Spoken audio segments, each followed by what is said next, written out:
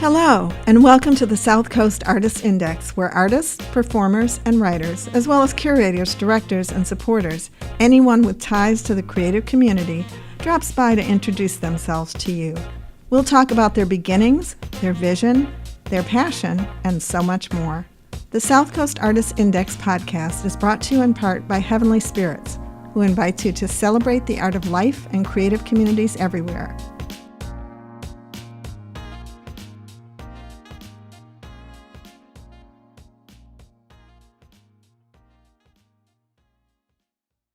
Hi, this is Ron Fortier with another episode of the South Coast Artists Index podcast.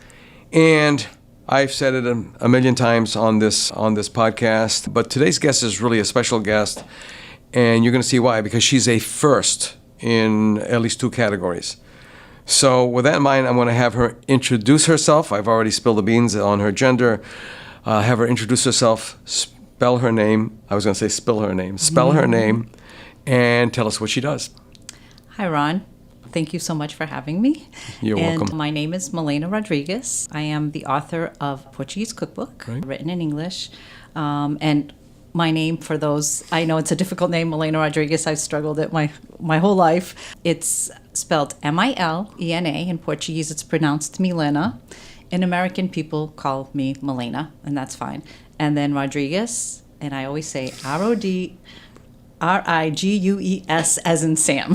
So it's not confused with a Z at the end. And again, I am the author of a Portuguese cookbook for the love of Portuguese food. It's a cookbook I put together with a lot of love and passion. It's written in English, and I grew up eating Portuguese food. I grew up in a Portuguese family. I am first generation American, born in Gloucester, Mass., to a family that immigrated from Portugal, from Figueira da Foz, which I know you're familiar with. Yes, I am. Beautiful coastal town, my favorite place on earth, which I also consider my second home. Me too, in the short time I was there, I've been visiting my mother. My parents were very good to send me every summer, regardless if they went or not. My sisters were older than me. When I was born, they were 14 and 16, so I was kind of unexpected. When they came to America, they didn't expect to have any more kids. The oops, baby. Yeah, it was the surprise, a good surprise. So they sent me every year to Portugal. And so I grew up, immersed in the culture. A lot of people think I was born there, and I wasn't, because I speak fluent Portuguese. I spoke Portuguese at home before I even spoke English. And then spending the summers there, I just became fluent and studied it in school here. I actually minored in it at UMass Dartmouth. Mm-hmm. At the time, it was SMU. I graduated the last year of Southeastern Massachusetts University. Mm-hmm. Yeah, so I always had this passion for anything Portuguese. And growing up eating Portuguese food is something I always treasured. My dad was a fisherman, so there's a lot of seafood. Similarities, the parallels, And, being from Figueira, Buarcos, Figueira da Foz was a fishing village. Yeah. So my dad fished there. He came to Gloucester to fish. And then eventually we came to New Bedford, which had a larger fishing port. And then New Bedford also has a wonderful Portuguese culture. It's like a little Portugal. I tried moving away to like Quincy and Norwood because of jobs, and I missed being in the culture. I missed being able to go to the grocery store and buy linguiça. If I can't buy linguiça in town, then now they probably have it because Portuguese products are more popular now, but this was back in the 90s. So the Portuguese food that I cook, I don't have a culinary background at all. It's basically all home cooking. My background, actually, I was a finance major at UMass Dartmouth, so this has nothing to do with, what I went to school for, but I loved growing up, eating Portuguese food, and I had the idea one day that I wanted to preserve these recipes for the future generations. It's very, very important. And one day I actually went out to look for a Portuguese cookbook. This was maybe, 14 years ago, I'm guessing, written in English, because I was putting together a basket for a raffle. And I wanted to include the clayware with some olive oil and a book written in English. And I'm like, there were very few. And I ended up choosing one by Anna Patulea Ortiz, which at the time I didn't know her, and now we're very good friends. So it's kind of funny how things come around. We're very good friends. We talk all the time. Serendipity. And the other thing too that I don't know, obviously you've noticed, but Portugal anything Portuguese all of a sudden is in the forefront. I mean, Lisbon being the number one tourist destination in the world, not just in Europe. Yes. Porto is the second. Yes. Or they fight back and forth. Yes, yeah. It's hard to choose, I admit. And when I was over there, the waitresses would look at me like that with that one eye thing, and they're very, very polite over there. I mean, the culture there is so much different from here. Yeah. And there was this one young woman who came. She said, "You'll be coming here like for a while." Yeah. She said, "Were you born here?" I said, "No." What do you mean? Well, you speak rather well. Your pronunciation and everything. I said, "Well, I stopped speaking Portuguese when I was about 12, 14 because being a Portuguese green bean was not popular. So I'm sort of stunted. Yes. But as far as my pronunciation is concerned, my mother pounded that into me. That's why Urat Ruel na Rolha da Garrafa da Rainha da Rússia and na Rua da Escola Politécnica uma clínica. I mean, it's like that's the way she was. You know, she was very adamant about that. She was also a linguist, so that was important. An armchair,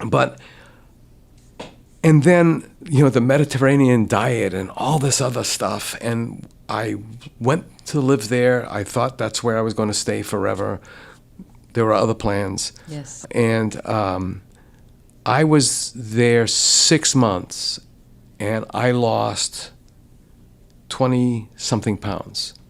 Wow. Not that I was overweight. Walking? Well, everybody says walking, but I really believe there's something to do with olives, potatoes, vinegar, wine, fish, and that everything is... It's healthier, it's closer from the source. Yep, the fish. I mean, you go to the Figueira Mercado, it's fresh fish caught that day. I remember Tomagueira when we stayed at the Hotel Tomagueira, which is, there's a whole other story now. Well, I have a story with that. People, my family used to own that land. The land there and the land behind it next to the cemetery, it was all... That a good portion of that land belonged to my mother. But when I was born, Tomagueira was already there. My mother said that was called the Zareias. And they sold that to have that hotel built. But they still kept the land where they had a fazenda. They used to make wine because they had grapes there, and they had potatoes. My mother would say that my grandmother would store potatoes under the bed, really, because my grandmother had a few little casitas, little homes in her wish. It was like the type, the houses in Buarcos, you walk into a courtyard and there's a few apartments, and then she would rent those out. The first Airbnbs, basically. And Figueira would be every 2 weeks. You get a new family comes for the summer. So there, she even had a straw bed. I remember in that little house, she had a straw bed. A palheta? The palha. Yeah.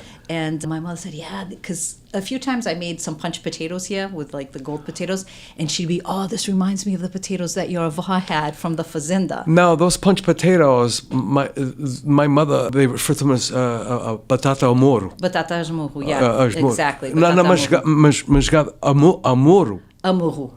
They said there was the Moors. It's punched. Yeah. I made some for our neighbors, and they were like, "Oh my God, I'll never have other potatoes again." I make those, and I don't like to use the big potato or the small, like semi, medium.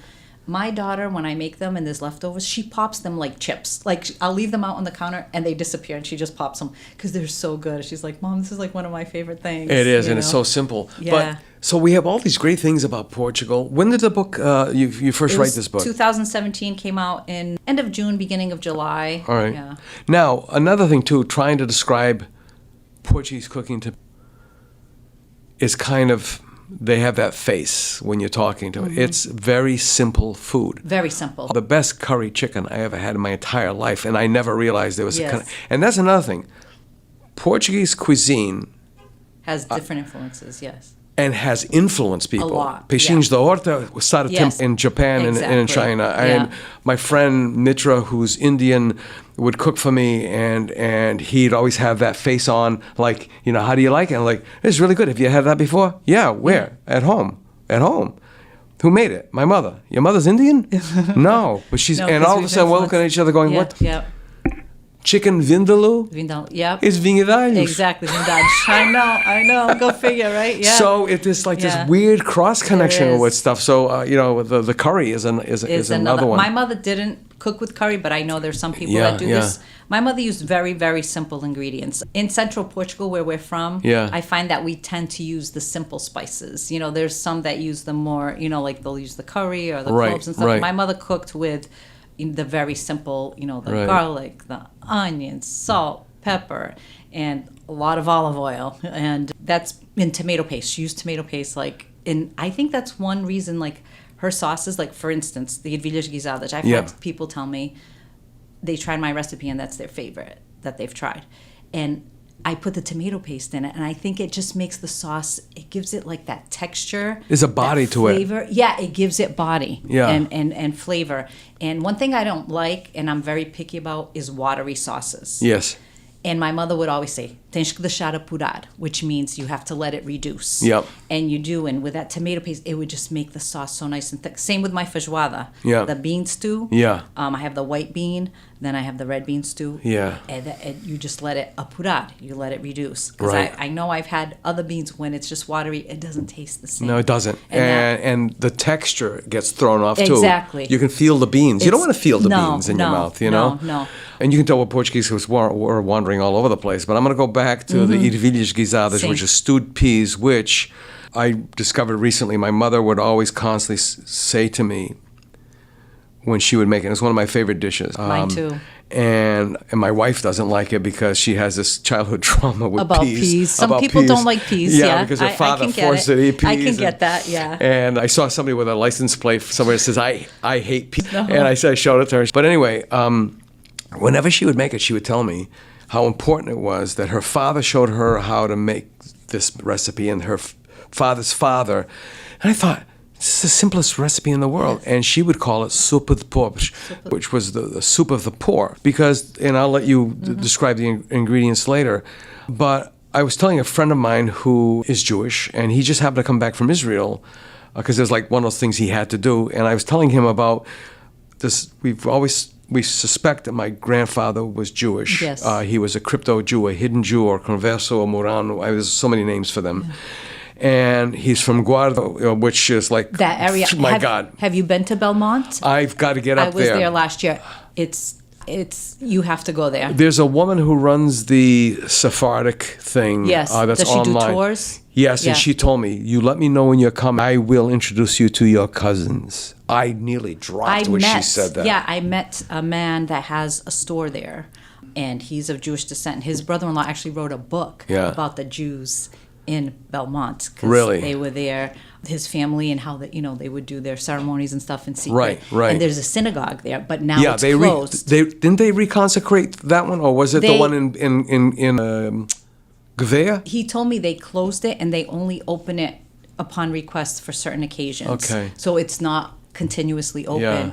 But it was very interesting. We went into a shop and we spent some time speaking with him. I have his card somewhere. I probably should give it to you if you want to contact him. Oh, yeah, that would be great. He could give you some great, and they have like the Jewish art. They even have the dish towels, like Jewish themed dish towels, like that say Portugal on them. Right. Which is, it's so like interesting. I was so glad I went to see that part, of Portugal. That right, and they contributed so much. I mean, Ladino, which was there's Ashkenazi Jewish and Yiddish, and then there's was one of the offset languages, and then with the Sephardi, which is another branch of Judaism, there's Ladino.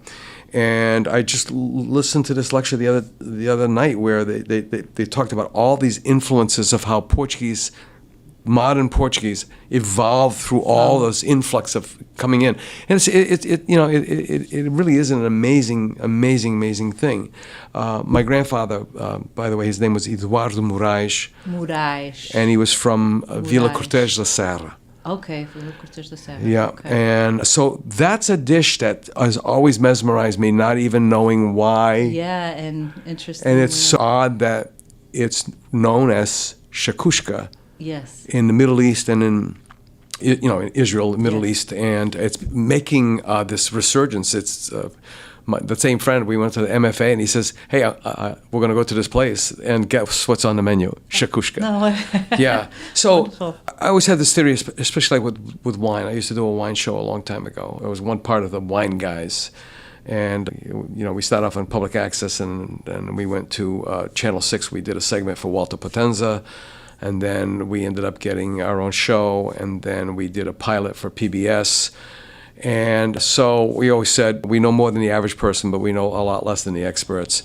And one of the things about the Portuguese wine that I found is the Portuguese are snobby without being snobby when it comes to wine, because I try to explain to people, vintages, the Portuguese will only name a vintage if it's like, damn, this is good. What year is this?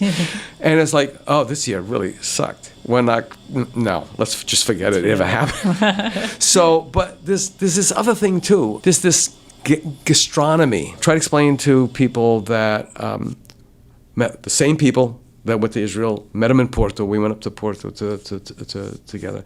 And the wife said, oh, I just love Portuguese food, but why don't they have vegetables? I said, okay, there's lettuce, tomatoes, onions, a couple of slices of cucumber, and there's roasted green peppers. I assume, and I was told, and I could be wrong, that they roast the green pepper because they find raw green peppers are no good for your digestive system. Right. They're kind of strong. But that's a salad. Mm-hmm. No, those are vegetables. Yeah, it is vegetables technically. Right. So, when did it come into your head to write this book? It was at that time exactly when I went looking for a cookbook written in English to put into that basket that I was putting together for the raffle. That's when I realized, I'm like, wait a minute, there's not many Portuguese cookbooks written in English. There were very few. And I thought to myself, well, I grew up here, but I am I'm as Portuguese as you can get for someone that has not been born in Portugal and lived there. Mm-hmm. I'm more Portuguese. I have friends that immigrated to America that were born there, and I'm more Portuguese than them. Like, I go back more often. I went back every year. There's people that came here and never went back. And lost their language, too. Exactly, lost everything. Exactly. Yeah. And I always stayed connected. So I'm like, I have that advantage of the connection. I know what these foods should taste like because I grew up eating them. I'm surrounded by amazing cooks, amazing bakers. My mom, my sisters were older than me. They're excellent cooks. My aunts. And I'm like, I have to take advantage of that and gather these recipes. And also I was seeing that people are getting old. Someday they're not going to be around for me to call and ask, how do you make this? How do you make that? So I had that idea, but I sat on it for a little while. I did nothing. And one of my friends would joke with me, like a couple of years later, like, so how's that book coming along? And I'm like, well, I haven't started it yet. So then one day in 2013, I decided to finally start a Facebook page with recipes. I'm like, you know what? Let me just start throwing recipes out there and see if there is a demand and an interest on it. And it was overwhelming. Right. People of Portuguese descent back then, because back then, still in 2013, Portugal was not the hot spot there, yeah. But the Portuguese descendants were loving it. They're like, oh, the Edviges Guisadas reminds me of my grandmother. Oh, now I can make this. Or I even had a lot of women married to Portuguese men and be like, I made this recipe for my husband. He says it tastes just like his mom's. Thank you. They were so grateful. Yeah. So the feedback was so positive. The queijo fresco, the Portuguese steak, the bacalhau dishes. At the time, it was hard to find recipes written in English. These Portuguese traditional recipes. There was very few. Now you have a lot of sites. There's a lot more books coming on the market. Right. Which is great because there still isn't enough compared to other cuisines written in English. There's not enough Portuguese cookbooks yet. So, and for me was the traditional dishes. The thing with Portugal being very popular, things are changing very, very, very fast. I've been eating in Portugal all my life. I go back today, the food is changing. It doesn't taste the same. It doesn't. Nope. And I hate to say it, but it's heartbreaking for me. It is, and there's also the Portuguese government stepped in. I think it was a couple of years ago that they're also noting the weight gain. Oh, and that waitress that was looking at me, and and that was like one thing was my language. The other thing was she said, "You're thin for an American." For an American, and I laugh because that's a thing. Yes. And I said, well, we'll give it away. She says, you move too fast. You still haven't learned to não faz o stress. It's like não faz o stress. Faz o relax. Faz o relax. And there's no word for stress. No, it's an American, it's an English word. Yeah, stress. It's a made-up word. Yeah. And over there, I was told that if you are stressed, if you are, angry or whatever, that's what the sea is for. The sea is there. It cures everything. The water cures everything. And if you're really, really angry, scream at the waves. Yep. There's something to that, because for me, I never suffered too much from stress or anxiety when I was younger. And I think it's because I would go spend all my summers in Portugal. I could work through the whole school year. I'd try, do school work, balance all of it. But then I knew those 2 months, all I did was go to Figueira da Foz and have fun. Yeah. Sit by the beach, sit at a cafe, go to the discotecas. Yeah. It was stressless. Yeah. And I think for me, that was I would clean my slate, and then I come back ready to, power through school, Right. power through work. And there's something to that. And I think being near the sea in Figueira da Foz, for me, is my greatest de-stressor. Nothing makes me... It's the simplest thing. You seat me there at a little cafe with a galão and a pastel or a torrada or something, and I am as happy as can be. Yeah, and that's another thing, too. It's so difficult. I mean, I've got an emotional connection and friendship with Andre at Doce Pecado, the Sweet Sin. Oh, yeah. I was living there for how long, blah, blah, blah. And again, there are words that I never learned there. And don't forget, the Portuguese, the majority of Azorean. So there's even this slight, the sweet bread is... It's not the same. I don't even want to go. And then... Because my continental uncles all married Azorean women, there was always that thing about food whenever we got together.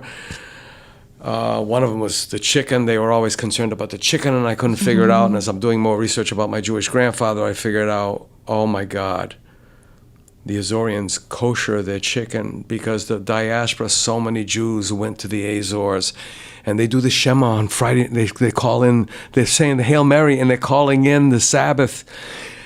Lighting the candles, and it just so there's all this really, really sort of intriguing kind of thing, and so going over there, and then learning about certain things. I mean, and Epicurean wise, I always said the Portuguese are snobs, and I never mean that in the meaning fashion, in their simplicity. And even when you go into the Doce Pecado and you see... Oh, the variety. Oh, my God. I have pictures of all the sweets. And I got people really stirred up a couple of years ago with the Rato Chocolato that he makes every so often, the chocolate rats. Yes. Is it like the pyramid, but it looks like a rat? Yeah, they dip it so the tail comes out, and then they pinch for the ears. The ears, yeah. Oh, and it's like devil's food. Yes. Oh, my God. I know. I love that. And I mean that literally and figuratively. It's devil's food. And one day he says something to me in English, and I went, "You speak English?" Yeah. What? Hey, he lived in Toronto for 9 years. Oh, he perfect did. English. And you're kidding me. Why didn't you ever say anything? How were you ever going to learn to improve your Portuguese? Right. So that's kind of thing. point. But again, just to go out to eat, Mar Gráfico. I ate there. It was delicious. What's the place that's next to Mother India now? It's good Indian food. Facciones. It's a weird name. That one. Yes, it's I've never more towards the center of Figueira. Yeah. Okay, I've never been to that one. So that's south. It's further south. Yes. And then Muralha.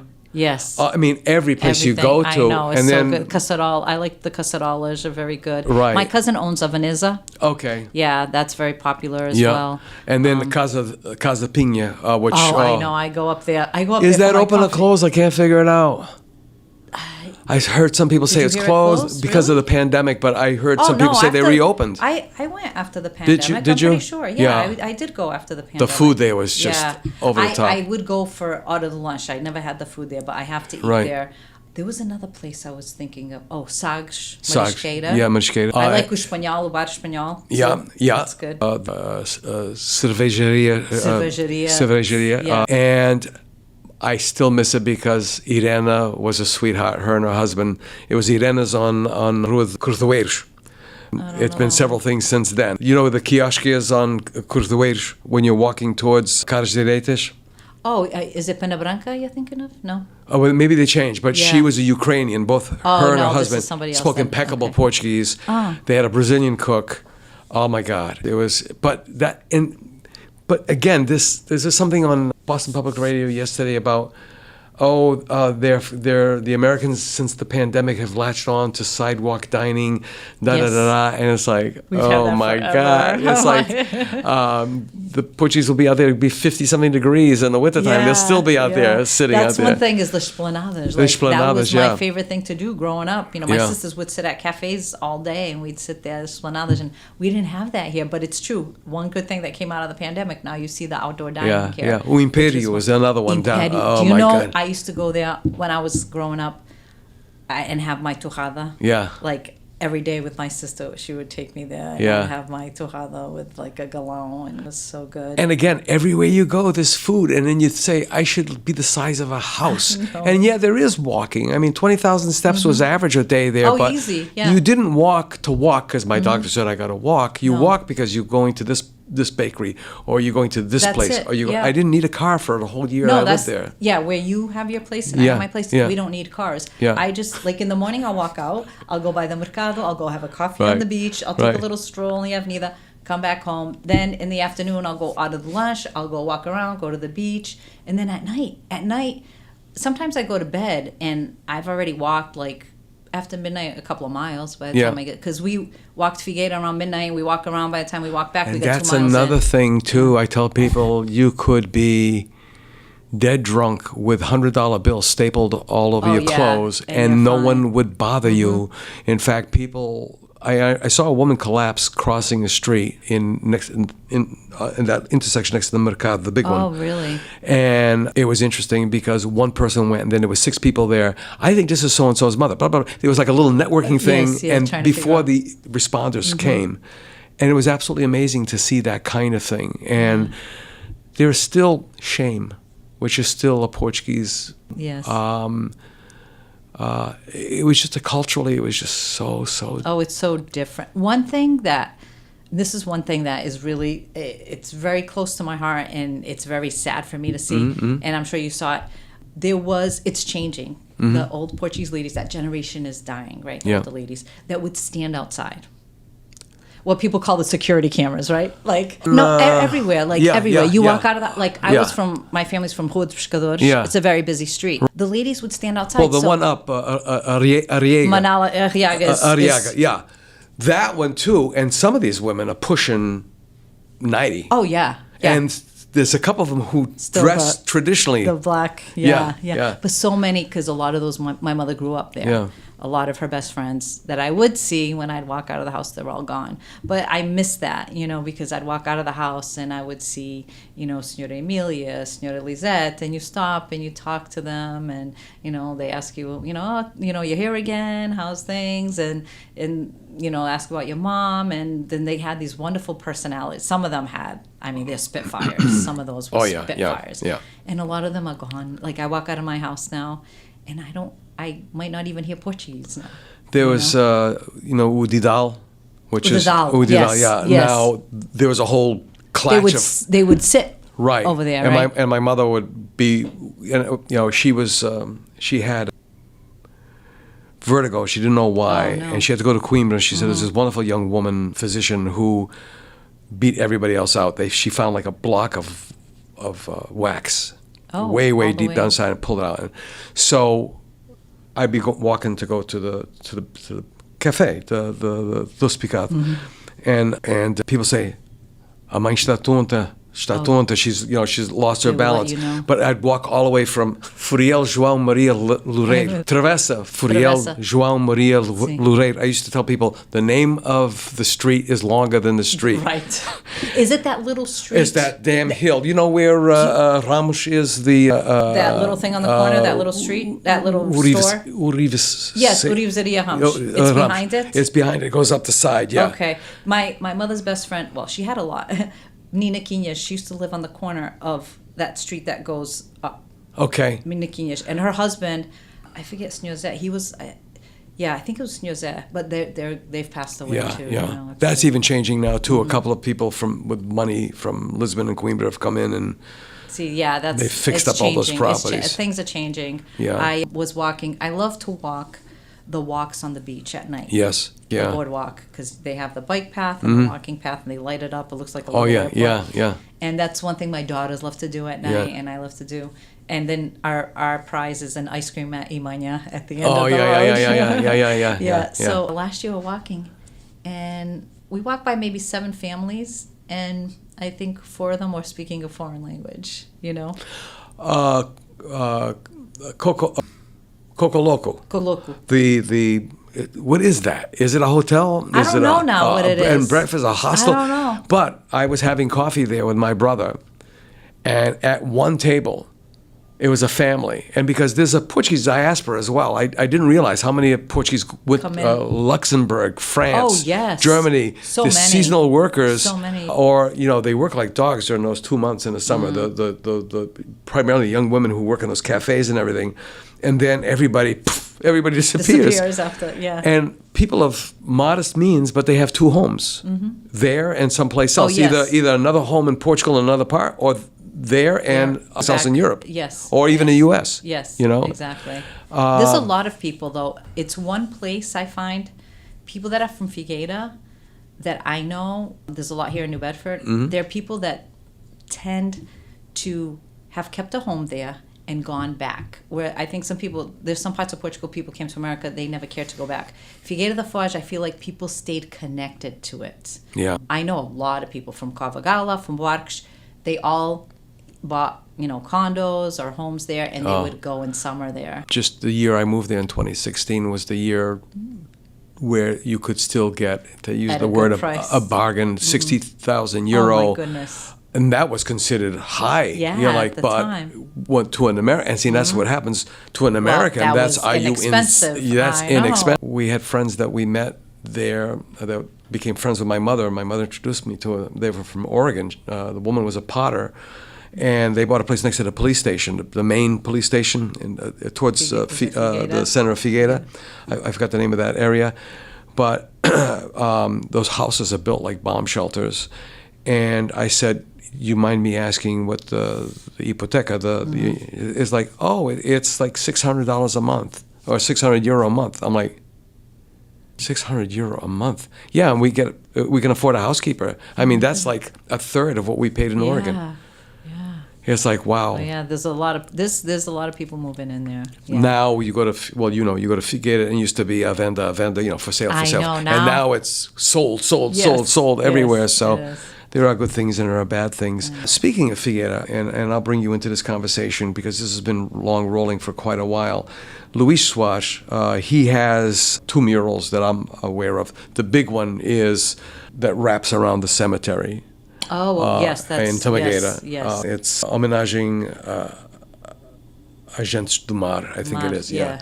And my stepfather is buried there. My grandmother, my grandfather are there too. Yeah, and my other grandmother. Yeah. And it's a really beautiful mural. And then he did the one that's past the Titanic. I never remember. It's where it splits. It goes up that hill. Okay. And he did a mosaic there. Oh, yes, right there. There is up that street right. now. Yes. I mean, yes, right there, to the right. Yes. Right. So anyway. Yes, the first one. Right, Yep. and then Johnny Walker. Yeah. And Luis Soares created a second set of tiles as a gift to the city of New Bedford. Oh, he did? So I worked with Fernando Cardoso, who was the adjutant president, the mayor's assistant, or the vice mayor.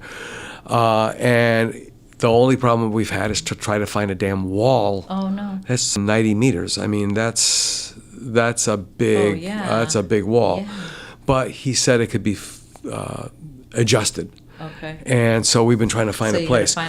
Because it would just give me such a thrill. I know, to be involved in that. That would be amazing. That's perfect, yeah. My wife, who is not here today, she's the graphic designer here. I interviewed her. I worked with Jeff and Russ as an emeritus advertising guy because I was in advertising for 40 years.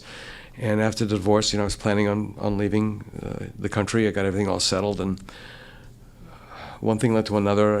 It was nothing like you see on television, but I just couldn't leave the country without telling Paula how I felt. Okay. So the morning of the night of the flight, on Actually, yesterday was the anniversary. Oh, wow.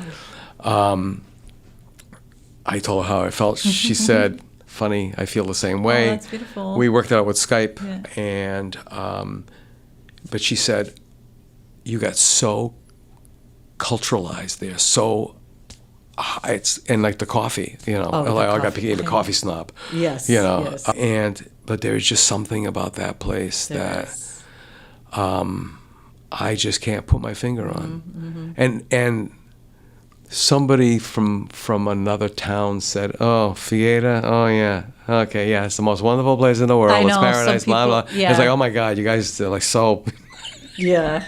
But you know what? I find that people that live there, a lot of times people live somewhere, they're like, oh, I just want to leave this place. I feel like people that live there, they don't want to leave. They don't want to leave, yeah. They love it. They love it, And yeah. I found out that a lot of my mother's friends, Yeah. including my godmother, I always thought they were naturally from Figueira. Yeah. And they weren't. Some were from Algarve, some were from Lisboa, and they settled in Figueira, and they stayed there forever. Yeah. And I always thought they were originally from there, but then there's a lot of people that moved there years ago. They came and they stayed. My sister has a friend that went to visit, just to visit for a few days. She fell in love with it. Her and her husband, they bought a condo right on the Avenida, and they spend a lot of time there. You know, as an expatriate, which I was for a bit, as an artist, I've brought this example up on many podcasts when I was over there. What do you do? I'm an artist. What kind of an artist? I'm a painter. You're a painter. Have I seen your work? Where is it? Is it hanging any place in town? Is it in books? Do you have a website? And it's like, oh my God. Over here, it's like, so what do you do? Yeah. I'm a painter. Okay. Oh, you make any money doing that? I know, right? Yeah, there's no money in that. And that was another thing. Yeah. The art. I mean, public art has become a thing here in New Bedford. Yes. But when I moved there in 2016, it was a thing already. Already there. And in fact, the Portuguese urban artists, graffiti artists, whatever named, public artists, because there's more than one way to describe that outdoor art. Let's call it that way. Vils is like one of the premier artists in the world. We've got because I'm dyslexic. Is it Bordello? Bordal. Yeah, Bordal primeiro and segundo. Yes. Segundo. Yes, I didn't know they were brothers. Oh, it's brothers? I believe they're brothers. Okay. They look like twins actually. And they're building that. It's going to be we're going to have something over here, right? The Barcelos, yeah. Oh, is that what it's going to be? Next to the YMCA, I believe that's what it's going to be. Is that where it's going? Yeah, Oh, okay. Yeah. And I did see that they were build making sculptures something. from junk. Yes, I've seen it. Yeah, in Lisbon, it's pretty So wild. it was like everywhere you went. And then there's the CAI, which is it's the Arts in Performing Arts Center. Oh, in Figueira. Yeah, I'm trying to yes. Americanize it. And they have the Santos Rocha Museum, which goes, all the way to the Paleolithic age, all the way through to, they had the Domingos Rebel exhibit at the Whaling Museum. And then I go to Figueira because, Mom's still alive. She's going to be 98 in September. And it's like 98? 98. And it's like one of those sort of Damocles things where, when I was there last year, she woke up and we always have a little festa, a little feast for her birthday. And she opened her eyes and she said, what I was thinking about? Sardinhas, Mom. No, sardinhas, I can't do them. She says, I love them, but it's too heavy. So she wanted to have churrasco, the churrasco. Yeah, I love that. Which is, friends here call it flat chicken. The Portuguese flat chicken, barbecue flat chicken. And she said, no. She said, I'm 97. I said, yeah, I know. 3 more years, I'll be 100, huh? I said, yeah, I'm going for it. Awesome. Did she eat a lot of sardines growing up? I grew up with a homeopath. There's no other way to describe my mother because they grew up in pobreza, in poverty, as she always described it. And everything she said, the little that you had, whatever you ate was very important because you had to watch what went in your mouth and you had to watch what came out of your body because there were no doctors at the time. And she was there for the smallpox epidemic in Caldas because they moved back from New York. They were living in Yonkers where she was born. They moved back to Caldas and she said with the pandemic, she says, I still consider myself American, but sometimes when I have to visit troça or whatever, when I have to make fun of or be stern about my own people, it's like the Americans have no idea what the hell they're talking about with a pandemic. When you see bodies being loaded onto carts and being hauled off for mass burials, she says that's when it's kind of serious. So, going there every year is a kind of a bittersweet thing because you never know. But I totally lost track of where the hell I was going with that. But no, was she eating? Because I was asking about the sardines. Because she's up there in age. Up there. My mother too. She passed at 91, but a big part of her diet was sardines. Her dad was a fisherman. My dad was a fisherman, and she would tell us stories when my grandmother would cook. There was 4 kids in the family. My mother often would go light the fogareiro, the little charcoal grill, and make sardines for herself. She said that was her favorite food. Always, her whole life. And they say there's something in those omega-3s. And I believe it because my mother had a very sharp mind until a very late age, driving, doing her banking until she was 89 and she had a fall. And it's after she had the fall, then the pandemic hit. She was in a nursing home when she couldn't be visited. So her decline was, more rapid than I think it would have been. But I still give credit. She died with no major diseases at 91, which is amazing. And I credit the diet. She ate a lot of fish and a lot of it Mom takes no medications except for her Tylenol and she's been taking the Johnson & Johnson's multivitamin, whatever it was called, Theragram or whatever the heck it is, for ever. Oh, yeah. But there is definitely something in that food. I would have these conversations about organic food here, and they'd be looking at me like, and you could tell by the look on the face, he can't play poker. It's just like I know, you can't hide your faces like books, right? I know. And they're looking at it, and it's like, and then my signori, and also a friend in Pedrin, because he signed for me, João Cthulhu. Cthulhu. Oh yeah, there's a whole story with the Cthulhus. Well, Cthulhu and Pereira, Peter Pereira's father were both merchantmen, both on the ship during the revolution. And they had this thing that they had to come up with, okay, if it fails, we can't go back. What do we do? Where do we go? And we can't take the ship. It doesn't work, but it's a story that it's for Peter to tell. So, and he's also an armchair historian, and he finally looked at me and he went, I know what we call it here. What is it? Comer. It's food. It's food. Because just going shopping there, I realized, you can't, strawberries, I would have them with my yogurt in the morning before I go to the cafe or after I came back from the cafe. It was a routine that I had. And if I bought too many, they didn't last till the next day. Because there's no preservatives, there's nothing. Exactly. It's more natural. It's more natural, And then, talking about the Tamageda, the Hotel Tamageda in the Esplanade that they had, which is like a... Oh, yes. They got rid of that. Well, because there was a Muslim family, a Muslim business that bought it. There's no alcohol allowed. And that kind of... that was the talk of the town. I used to love sitting there.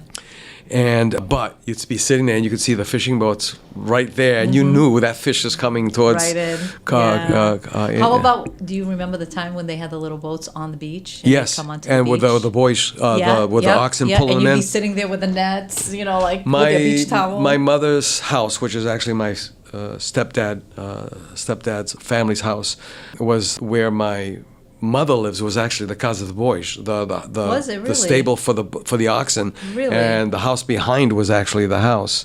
So that's in Travessa Número 3, which is behind the it's Dionisio now, but it was Pão.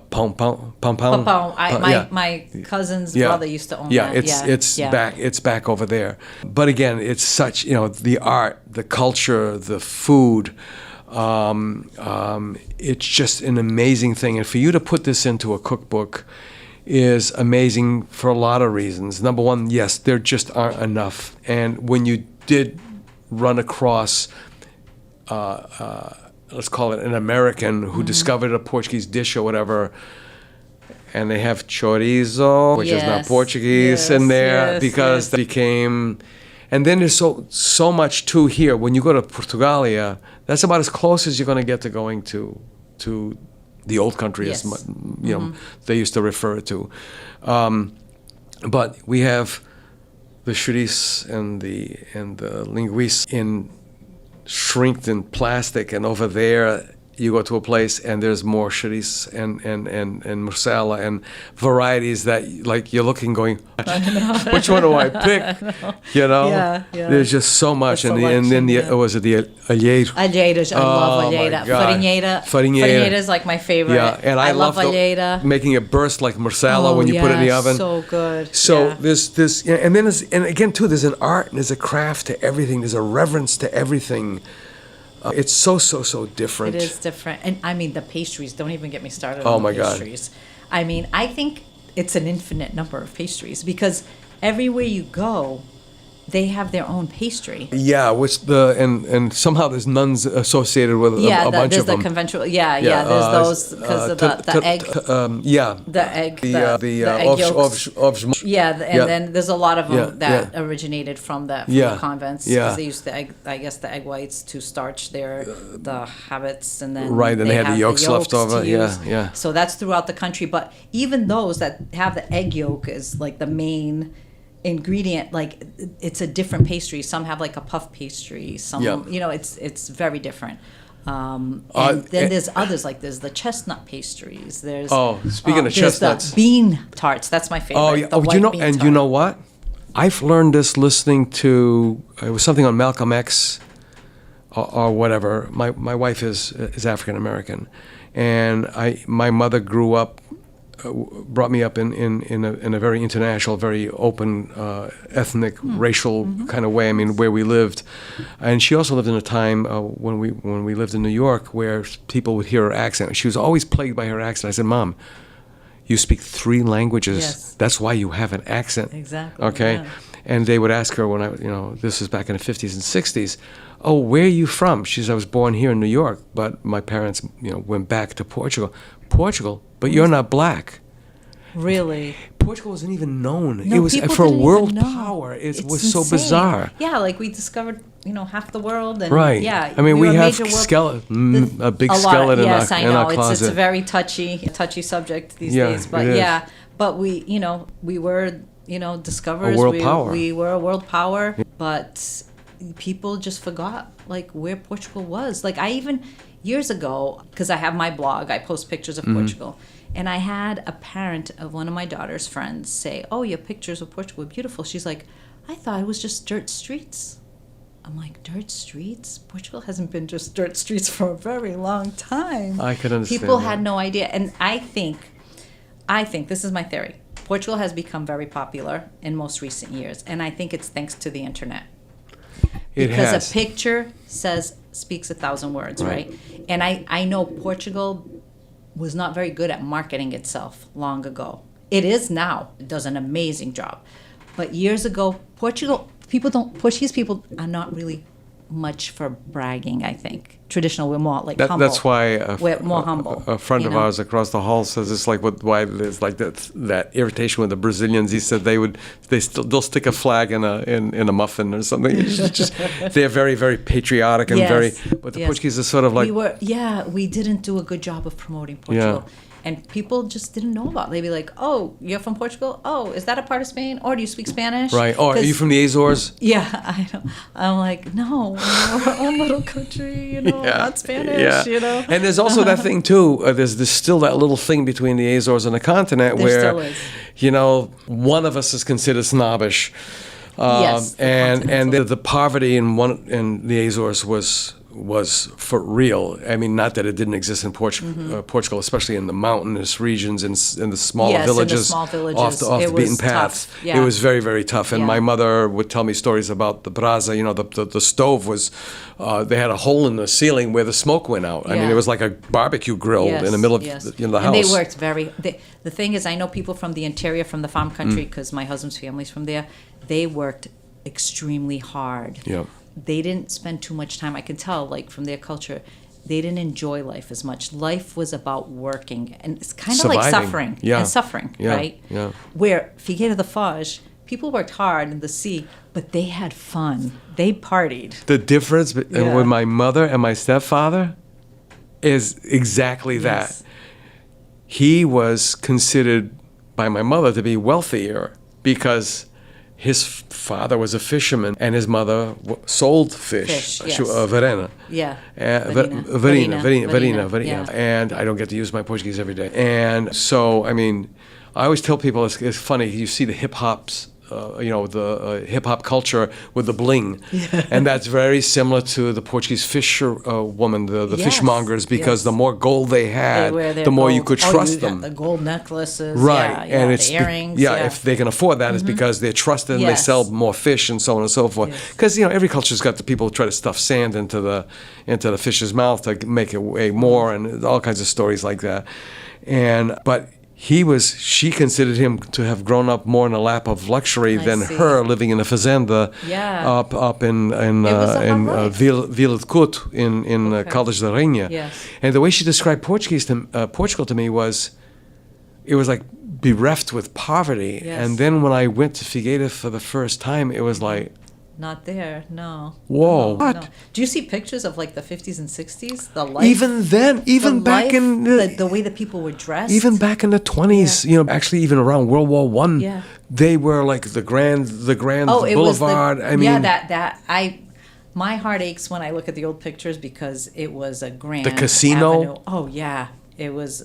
People would come for the casino, for the beach. I love those old pictures. The Esplanada was totally different. Yeah. They had like the old buildings. They had like the big pots with the beautiful flowers. It was very grand. Oh, yeah, it was. And people came from all over Portugal to just enjoy life. There was orgulho. There was pride, incredible pride. Yeah. And it still exists today. And it is just, the memories are just whipping through my head. You have much broader experience there than I have had. But still, I became totally immersed, totally inoculated, whatever the term is, by the charm of that place. And my wife's family are like, you're crazy. Why did you come back here? Why did you stay over there? And that was another thing, the diversity there. When you consider the history and so on and so forth, but when I'm talking the diversity, it's across the board. Things that you wouldn't see people doing comfortably, the couples, different couples, same-sex couples. Yes. And because Portugal was a world empire, very much like England, you see people from those parts of that empire. And I was at Mar Gráfico. It was my second or third last day last year when I was there. And an African waitress comes up to me, and it was it was for lunch, and Portuguese lunch. We haven't talked about Portuguese lunches, and I think that's really a dietary thing too. You only get exposed to that when you go to a nursing home, because the big meal of the day is your lunch. The small meal is your dinner, and she's she we were speaking in Portuguese, and then she said, I know you speak French, and she switched over to French. And je parle pas français, but it's habitant. It's my father's side's Canadian. And I said, where are you from? She said, from Guinea.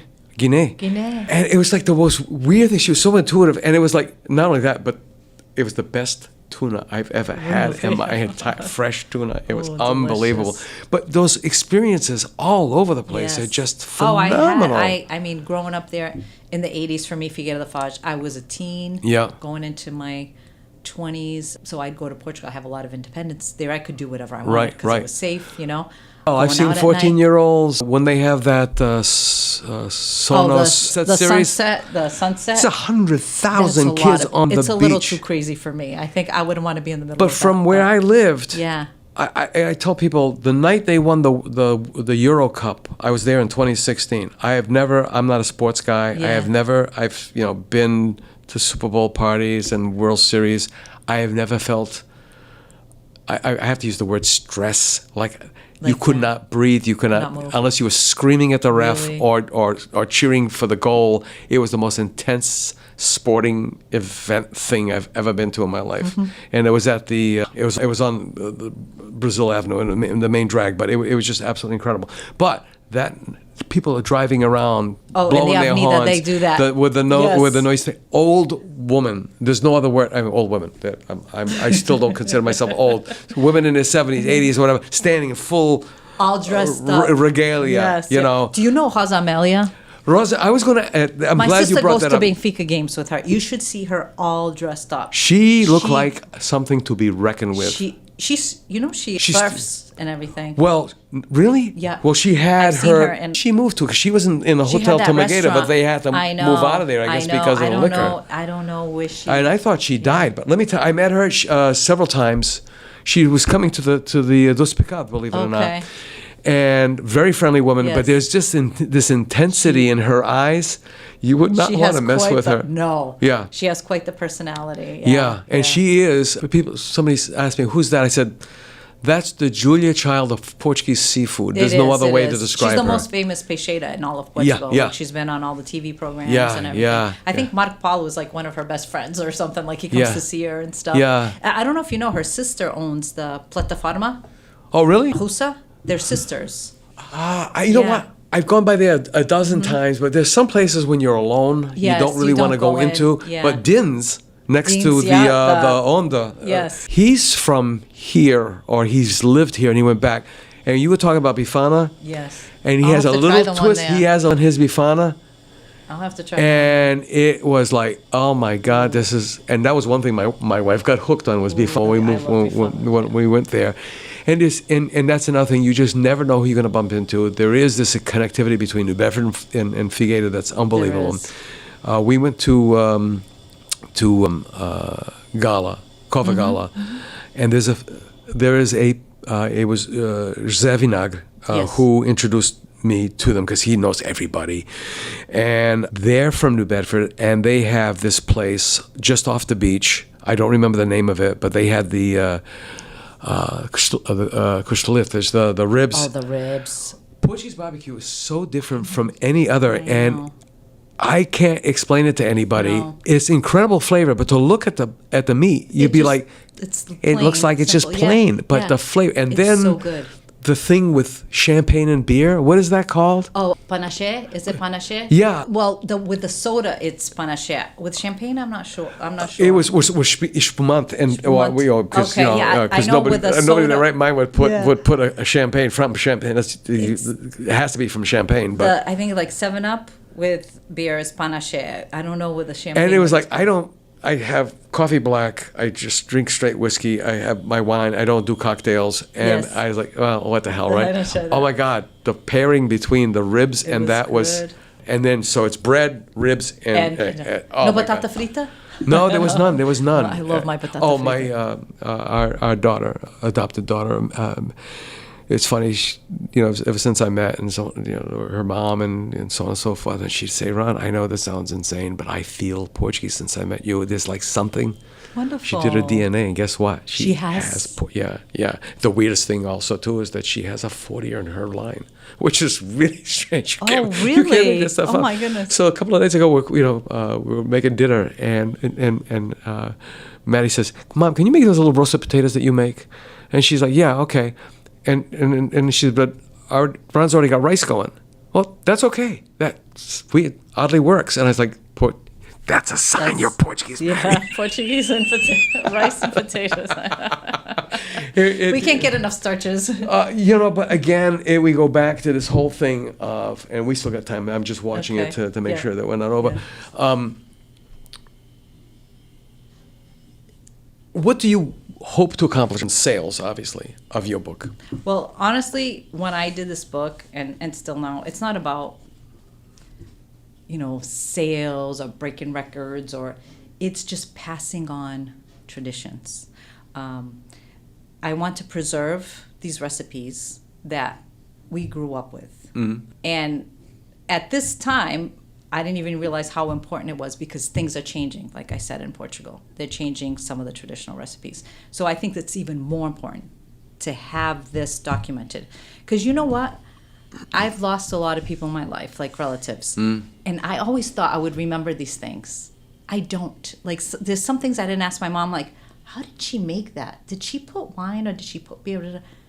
But thank God I have some of it written down. You know what I mean? Because there's some things I thought I would remember. Oh yeah, I'll remember how she makes that. And no, you start to forget. Yeah. So to have it documented for the new generations, because I think there's a renewed interest in your heritage, especially the Portuguese. I think For a time, there was people they didn't want to be Portuguese. Right. There was that time. Well, it was tough. It was know? a tough time to There was that yeah, time. Yeah. I never had that Yeah. because I used to go every year. So I knew Portugal. I knew what Portugal was. I always loved it. I was always proud.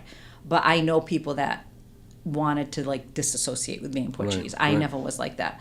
So I'm glad to see that people want to maintain the culture and the heritage and that renewed interest. And so many people going to Portugal that have never been. And everyone I know of, my wife is from Detroit, and she's had so many friends and such go over there and go, oh my God, Paula, why didn't you want to live there? Exactly. It's like, you know, Yeah. And people, you know, when you say to a Portuguese about TAP, the Portuguese airline, TAP, TAP, you'll hear all kinds of stuff. And SATA, well, you know, that's oh my God, people are like, no, they'd rather put a necklace of garlic around their neck and hold out a cross. They won't go on there because you never know when they're going to go on strike. Oh, I know. Or something. But TAP has an impeccable service record and so on and so forth. Every flight I've ever had. And I've never been on a domestic flight that had free wine. No. Breaking point, selling point, whatever. But I found the cruise so different from other crews.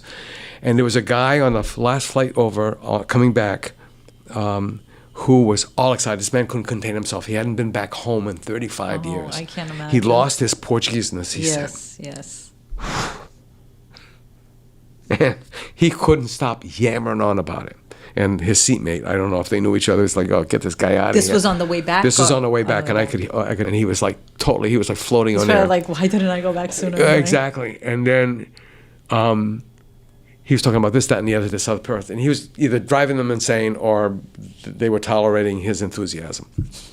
Now the flight attendant is coming up because now they got the drink cart, and it's coffee, water, tea, a wine or what other beverages. And he went, is that Portuguese coffee?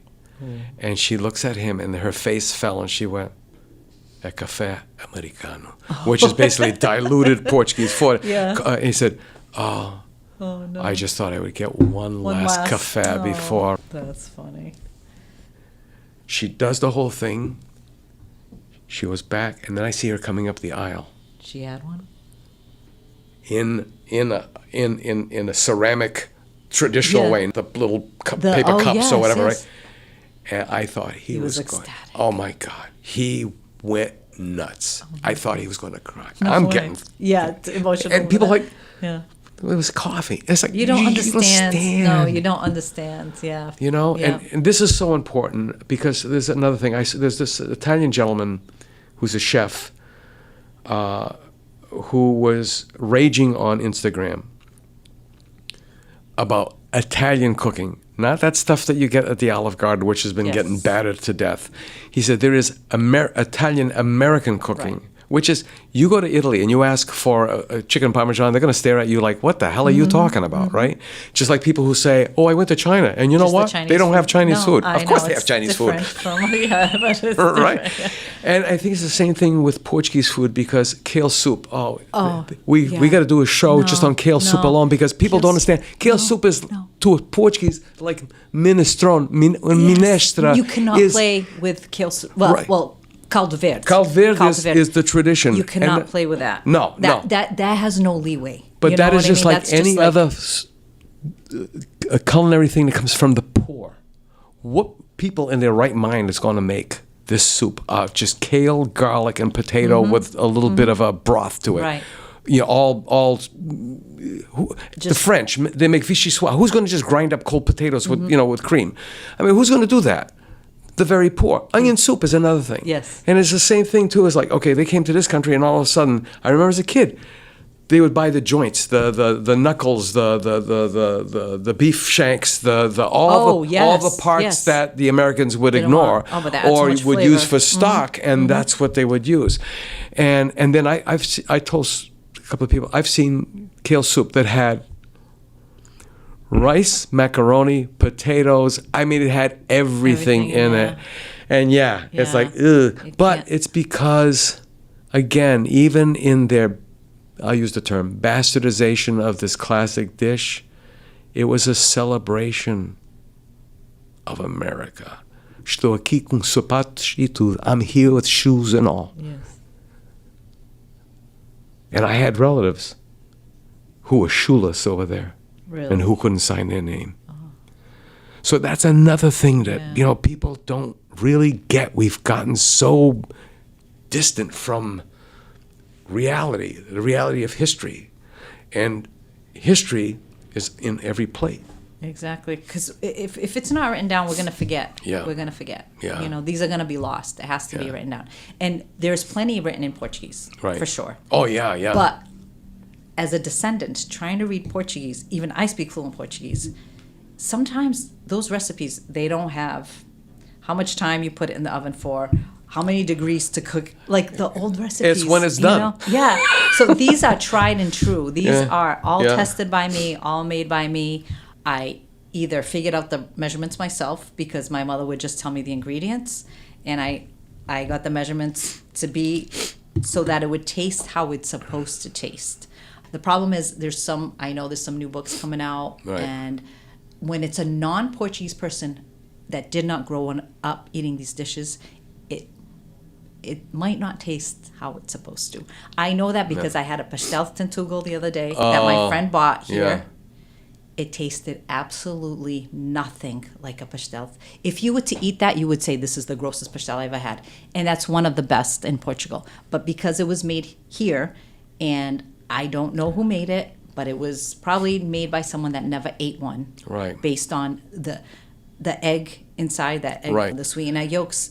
And anything made with flour, I think, also, too. Yeah, and then even the outside tasted like paper. Like it was like paper. It wasn't crispy. Like it's supposed to be crispy. Yeah. So I'm like, this person that made these never... It's nice that they're taking the initiative to introduce this. Right. But you really should taste the pastry. So when you are presenting it, and selling it, that like people are eating something that's really traditional. And because if I was to taste that, I would be like, I don't like this pastry, but you go to Tentugal and have one there. Oh, yeah. Oh, is that place that sold all those pastries? It was towards the center of town where actually now that's where the tourism offices moved to, is in that plaza. They have, it's behind. Oh, you're talking in Figueira? I go to Tentugal and have those there. So it's in Figueira, and it's behind it's Santa Catarina. Santa Catarina, yes. But it's behind there, okay. And there's that white building. It looks like a castle. Yes. And Sotomayor. Yeah, yes. we saw, like this wicker elephant that was like 2 stories high, articulated, and all kinds of other stuff. But that loja that store had every pastry from every region of Portugal, a thing. Yeah. And then speaking with one of the faculty members at Portuguese language studies at UMass, and we were talking about making toast in the morning, and before I finished the sentence, and he said, and you can't get the damn crumbs off the plate because there's so much gluten in the American bread. And I said, I was just going to say the same thing, and I thought I was going to ask you, actually, if I was crazy for thinking that, because even with bread, can you go into a baker around here and ask for mal cozido, badly cooked? Or bem cozido. I mean, there's like, I didn't know there were all these different strata, even with a coffee, the café. Oh, it's so confusing. You need like a little cheat sheet, a bica. Bica, bica, I know. And shave. Yeah. And then I do the duplo, I do the duplo every morning, And that's another thing that people get all wrong. When I came back to live here, and Paul and I were out for breakfast, and I would have American coffee because, and then if you order espresso, it's like, oh my God, it's like battery acid. I know. Where's the crema? And my lips would start to like quiver. It was like really weird. I said, this is so strange. I can't figure it out. Because I find out a Portuguese coffee, a café, or what they call an espresso here, is like 86% caffeine. Where an American coffee, a 10-ounce coffee, is like 120, 130. So the caffeine difference is huge. Really? That's why I couldn't figure out in Portugal why I could have 6 coffees in a day. And I wasn't like wired up. Yes. So there's all these other things that this knowledge of food that even the most, my mother always refers to the simplest, poorest people understand the food where, like she said, if I would have stayed home, in America, I would have been dead 20 years ago, she said. Really? That's what she said. Well, yeah, there's something to be said about the food we eat. But I've even had followers on my page say that someone had mentioned that they have a gluten intolerance, gluten allergy here. Yeah. And they went there and they ate pastries and they were fine. I don't know. That's what they told me. No. So, yeah, it's the same thing with red wine here gives people headaches with the tannin. Yes. Well, I learned from doing the wine show that a glass of orange juice has more tannin in it than a glass of wine. And yet some people in Europe get a headache from white wine, tannic headache. So it's some of it real, some of it whatever. So what's next for you? Because I got to wrap this up because I could go on forever. Oh, sure. We got to go out and have un cafezinho. Un cafezinho, that sounds good. I wish there was, and that's not enough of that. I wish there was we need a coffee shop on the water here. A Portuguese coffee shop on the water. That's one thing the people take advantage of. Delta will set you up. Delta Coffee, which is the most famous brand in Portugal. Oh, it's the best. They will give you the dishwashing machine, all of the cups, saucers, spoons, chairs, tables, umbrellas, as long as you buy X amount of coffee, and it's not a crazy. Really? Yeah, exactly. There's a distributor in New Jersey that I was talking to, and I wanted to get my daughter, my eldest daughter, set up that way because I said no. The Portuguese coffee is so different. You get these people having macchiatos and all this stuff. Yes. You don't need all that. No. So anyway, so what's next for you? Because I got to wrap this up. So next for me, right now I'm not working on any other book. I'll work on some new recipes, but I'm focusing a lot on the travel side too, like on my page, because Portugal has exploded. Right. And I've actually been devoting a lot towards that and discovering some of off the beaten path places in Portugal, because in the beginning when I was posting about Lisbon and Porto and stuff, it wasn't that popular. Now everybody's posting about those. Right. So I always try to find something people are not talking about. Have you gone to Mira? No, but I want to go. It's like a whole other world over there. And it's very close to us. That's Manel Ramos, the jeweler, is from originally, from Mira. Okay. And then they've got that codfish place in Portugal that would never fly over here. The Beira Mar, is nothing but sardines. What else you got? Sardines. Anything else? Yeah. That's it. In Mira, I believe, they've got that place that does nothing but roasted codfish. Oh, I have to go there. So it's roasted codfish. With the batata burro? Yeah. Oh, I love and the vegetable, the side salad as they call it over here. And the wine. And you could always tell people they're always peeling the garlic and getting for this dish to come, and it's à vontade. They don't like talking about all you can eat. It's à vontade. Yeah, if you want a little bit more, you go. You get more. It's not like over here, people engorge themselves because it's free or something like that. Like free shrimp at Red Lobster, or you can eat shrimp at Red Lobster, and Portuguese cornbread, which is nothing like cornbread over here. Oh no, you can't find good Portuguese cornbread here anymore. No. You used to be able to find it, but now they've all closed down because they've all nobody closed wants down. to take over their parents' business. And the ones that they make now, it's more just like bread. It doesn't taste like cornbread. It tastes like regular bread. Yeah. But I do have a recipe here. Do you? For that delicious cornbred that Broa. it's like that, thick on the outside. I mean, it's crust, actually it's and almost it should crack. It's almost like a weapon. It should crack. If it's smooth it's just like bread. And it makes great toast too. And to make the migas. The migas, migas. I make migas with a bro. Oh, it's so good. Yeah, that's so good. And see, that's another one of those meals. If you wouldn't make that if you had all the money in the world. You make these combinations to get by, and they're delicious.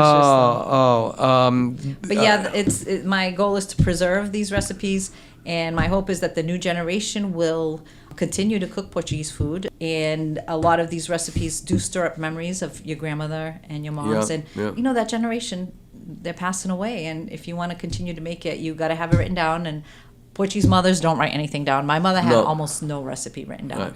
And if she did, it didn't have measurements. And if I called her, she didn't have measurements. Yeah, it's a handful, a pinch. Exactly. Yeah. So I did that, in my book. Yeah. But to stay true to the traditions and to Portuguese food and to myself, I did what I know, and I know well. Right. I wasn't going to pretend I knew a dish. And you're always going to have somebody who goes, "Oh, my mother made it that way." Everyone makes things different. Yeah. But this is with how I grew up. Right. And this tastes how it should taste and how it would have tasted in Portugal. Right. That was my goal, to preserve the traditional taste, not to modify it in any way, but I want traditions to be able to, taste and the food that we grew up with and know. Well, I tell you, like. And I'm not want to put either one of us on the spot, but I would love to be able to do a 10 podcast series on this, because this is an art, like a culinary art. And I'd like to get an underwriter to, so that you could be the podcast host and talk about food and have, guests in and whatever. Because I really think it's important. Every time an older person dies, a library burns down, as the African proverb. For sure. And we're losing so much. And then there's a lot of things too that, people who grew up Portuguese, first, second generation here, they don't realize really that there were accommodations. Oh yeah. And because of those accommodations, that's why we have Portuguese American or Italian American or Chinese American, because like you couldn't get stuff. Yes. And I remember, when my one of my tias was here, it was nothing that was familiar to them was here, and they had to adapt and adjust. There's some things, yes, you did have to. Potatoes and kale, But honestly, the potatoes in Portugal do taste like when I got to Portugal last year, my sister usually will have a sardinhada the first thing when we get there. And we were eating the potatoes, and like, these just simple boiled potatoes in water. I'm like, why do these taste so good? The smell alone. Why do they taste so good? It doesn't taste like the potatoes here. No, the smell of them boiling is like... I know, and it's just... there is a difference, but it's as close as you can get, with what we have here, I think.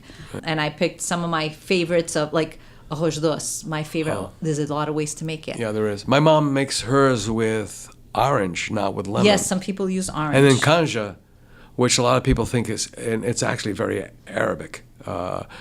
With lemon and some people put peppermint. It's rice, chicken and rice soup, but it has lemon and peppermint. Yes, I've seen some people put that. My mother didn't, but your mother was not from Figueira. Because that's not from Figueira. Figueira da Foz, they didn't do that. Yeah. Figueira da Foz, the sweet rice, that's probably one of the recipes in here. I've gotten a lot of compliments, but that's the one I've gotten the most compliments on. I've had people tell me that this sweet rice is better than their own mom's. Wow. And that they make it all the time.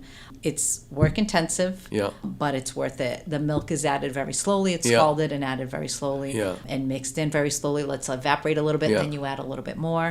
It comes up with a really nice, creamy arroz doce. The best ingredient in cooking is time. Yeah, it's time. It's time. And that's made with love, like arroz doce. Yeah. I remember sitting in my mother's kitchen and my sister's making the arroz doce, and I sit at the kitchen table and we talk. It's just like a great time to get together and talk. So I try to recruit my daughters to help with the arroz doce when I make it. Do you have any recipes for filhos? That because I don't. Over here, the malasada. No, my mother. That's one I wanted to do. My mother rages about the butternut squash ones. Yeah. The God, those things. And those people were are like, my what are those mother like? called. I said, I hate to demean it, but the only way I can describe it is a large Dunkin' Munchkin. Yes, but it I is. said, you put that in your mouth and your face is going to explode. And, God. Yeah, my mother made those well. That's one recipe I did not get from her, but my aunt did give me hers. Yeah. I have yet to perfect that. One thing I don't like to do is I don't like to fry. Yeah. So I don't have much fried stuff in here because I don't fry on a regular basis at home. Maybe a little fried fish or something, but I avoid those fried foods. So that's one I never got to.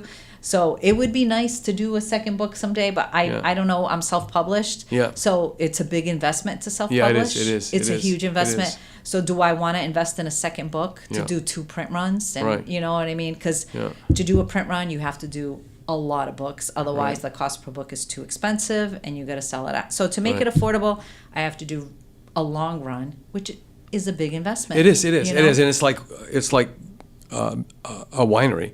You bottle all those bottles, and they have to sit around. Till they're sold.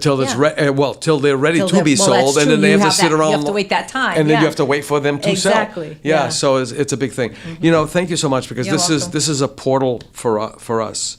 For the Artist Index. We've been working on a grant. We're making some roads with it. My mother is a former fadista here. She was known as... And I've been working with the Arudas across the hall at WJFD, and it's time. It's time because there's so many contributions. As a child, I remember, because my mother left my father, so she was a single mom, and sometimes she couldn't get babysitters, so I was on her club dates or whatever, and I heard people's reaction to her singing, and there was all those musicians and all those other women and other men who sang, and that's just the performance part of it. That's and then beautiful. Her uncle was a newspaper publisher, Luis Antunes. He published 6 newspapers. He founded 6 newspapers here. In the city. Voz do Imigrante was one of the first ones. I see, yes. He sold the right. He was we don't know if he was just a good businessman or if he was, as the Portuguese say, a vigarista. We don't know. No, We don't. Yeah, there's something about a little screwy about him. Anyway, but he was also a cultural maven, and he's the guy who got me involved in art because he dragged me around. This is when we lived in New York City. He dragged me around to every museum, like every single day, in galleries. So I've got all these memories of all these things going on. And it was there's an underground Portuguese community there because it must have been underground or something because he would take me with him and they all met in the back of a fish store. Oh, that's Portuguese funny. fish shops. So I don't want to get on with that. But the point is that I'm looking for this portal to. I want to have a music series about fado and historical, traditional and contemporary, and then there were, the Portuguese writers. Oh my God, the exquisiteness of the Portuguese poetry, and there's just so many other things that they touched on, and I think it's important, especially since so much horror is coming to light with Don Alfonso Henriques and the slave trade and all the things that went on with that. And even in Portugal, they're dealing with it just like Germany's dealing with the Nazis. I remember one of the people saying the best way to deal with our heritage is to just deal with it and just be nicer than they were. Yes, exactly. We've evolved. We've thank evolved. God, right? We've Yeah, evolved. more civilized. We're more and- civilized, and there's nothing we can do to change the Yeah, past, but we exactly. can damn well have control on the present Exactly, and the future. yeah. So, and I'd love to have you come back, and I'd love to let's go have fun. coffee or something. Yeah, that sounds great. That would be great. Yeah, that'd be So thank you, thank you for inviting me. It was a pleasure to meet you. Finally. Yeah. Maybe I'll see you in Figueira. Oh yeah, well I don't know. When- We're going to the 24th, and we're coming back the 4th, the Of 24th Ju- of September. Oh, of September. Okay, yeah. I'm going July 'Cause 18th. Mom's birthday's on the 27th, Oh, so I was trying to get it yeah. closer. I think next year we're going to go high season during June, so that I like to be there in the summer. Some Yeah. people say that. For me, the days are so long. I Yeah. literally fit. I mean a day it's and a like half quarter into- of 9, and Yeah, I leave the beach at 8 o'clock. Yeah, And yeah. then I still go watch the sunset. So you know what I mean? Right. It's like the sun goes down at 9 something. It's Right. like I literally fit 1.5 days in Exactly. one day. Yeah, in the summer. it is. It You know, is. And for sightseeing, that's what you want. You want the long days. yeah. Those days we want to go And I've travel. walked all the way to Camondego? No. almost to the mountain range and past. Oh my God, the Serra famous de Boa restaurant, the restaurant there that was supposed to have never Teimoso? been. Teimoso. My sister got married there. I walked all the way to Teimoso and beyond, up to the road that goes up to The Serra. the Serra, right? Yeah. And all the way down, past to the bridge. Wow, that's a long. It's a long walk, that's a but long walk. there's just so much to see, But so much yeah, to do. me, I'll walk around the beach, and you'll put so many steps in, just going, on those walks back Exactly, and forth exactly, on the avenue. yeah. I haven't done that whole trek, but just Yeah. even within that little, within Yeah. Buarcos, Oh, yeah. Figueira to, Buarcos, it's fantastic. perfect, yeah. It's fantastic. Well, thank you so much Thank you again for inviting me again. for being our guest, and we hope to have you back on the show. And I would love to be able to do a series on.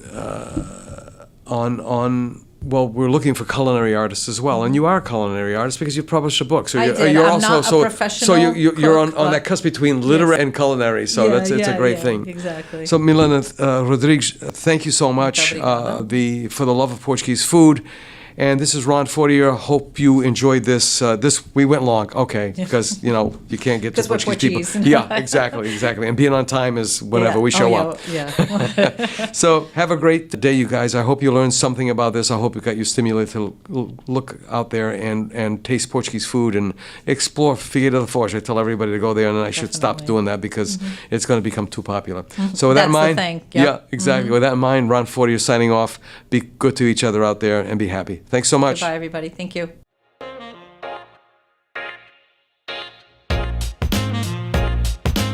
We'll see you next week for another episode of the South Coast Artist Index podcast. To learn more about the South Coast Artist Index, visit theartistindex.com. Find us on Facebook, Instagram, and YouTube.